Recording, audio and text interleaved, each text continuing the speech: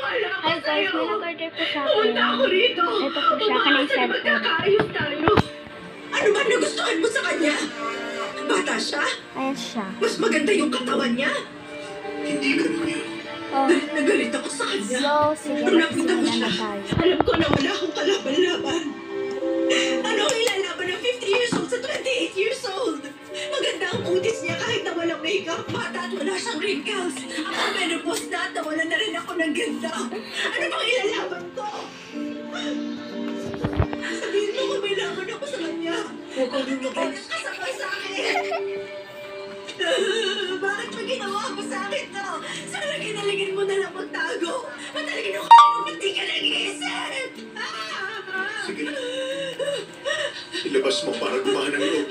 Humingi ka ng tawad! Mag-sorry ka sa akin! Bakit ayaw mo mag-sorry sa akin? Dapat na. Gumahan ka na, Gloria.